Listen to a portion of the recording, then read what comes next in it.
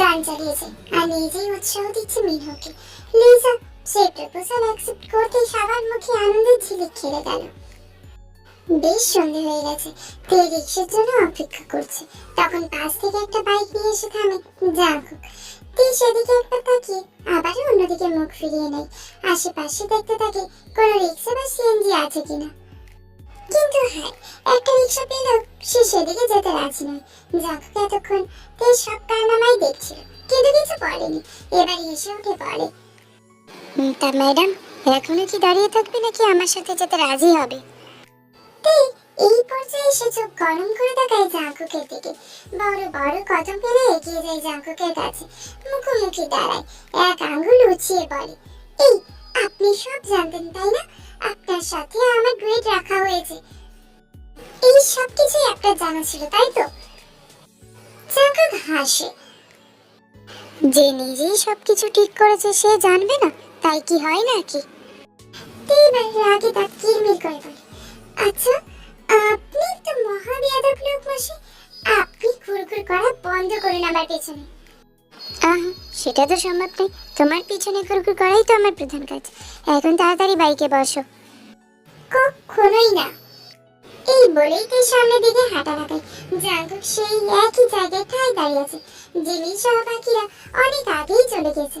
দেখে জিন দেখে গল্প করছিল, তাই তো এত দেরি হলো, না হলে তো তাদের সাথেই চলে যেত। প্রায় মিনিট 5 পরে জাঙ্কুক দেখে সেদিক থেকে দৌড়ে দৌড়ে আসছে। বাঁকা হাসে, সে জানতো এমনটাই হবে।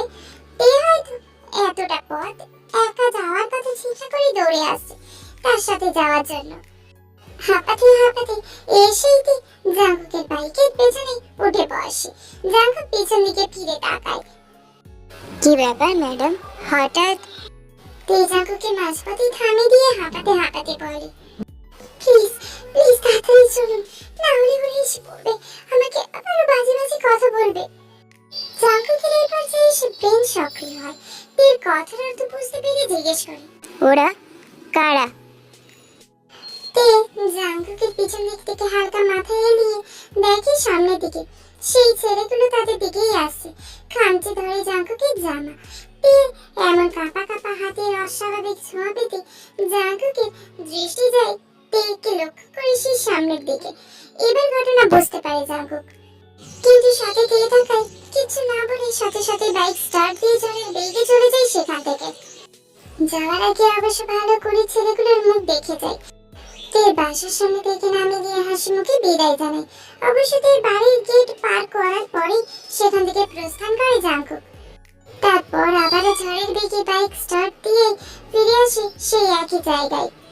দেখে চায়ের দোকানে টঙে বসে ছেলেগুলো আড্ডা দিচ্ছে। সেখানে বাইক থামিয়ে জাঙ্কুকও বসে। তাদের মধ্যে একটা ছেলের পাশেই বসে জাঙ্কুক। ছেলেগুলোর কথা শুনে রক্ত গরম হয়ে যাচ্ছে জাঙ্কুকের। শরীরের প্রত্যেকটা বিন্দু রক্ত যেন ফুটতে শুরু করেছে।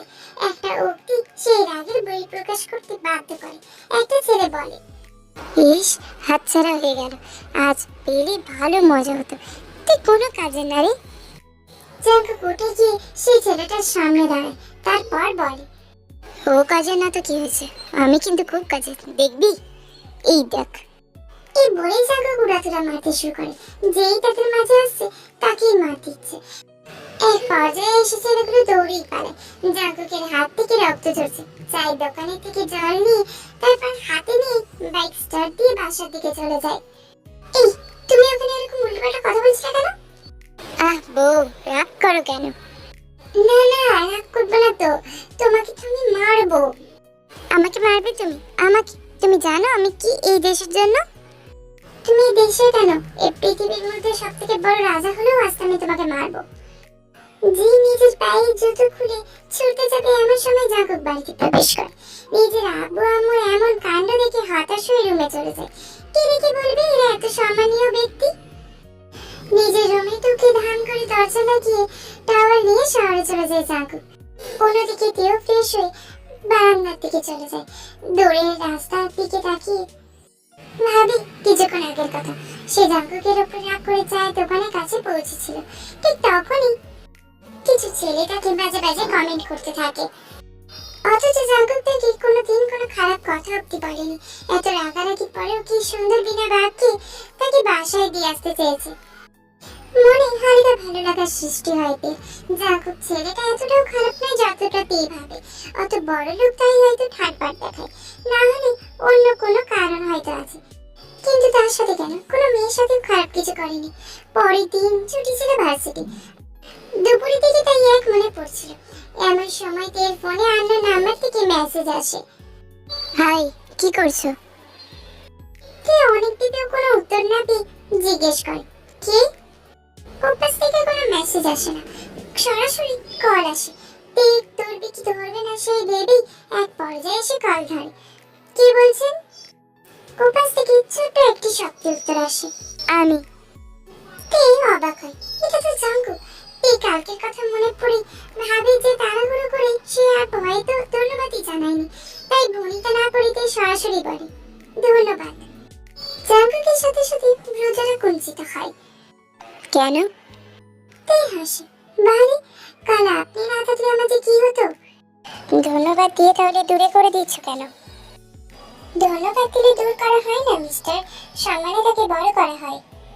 জাঙ্কুক হাসে, বেশ কিছুক্ষণ নীরব থাকার পর বলে, আমার আম্মু তোমাকে কি বলছিল? কিছুই না, আমার পড়াশোনা নিয়ে জিজ্ঞেস করছিল, এই যা। আচ্ছা বুঝলাম, তা কি করছিলে এখন?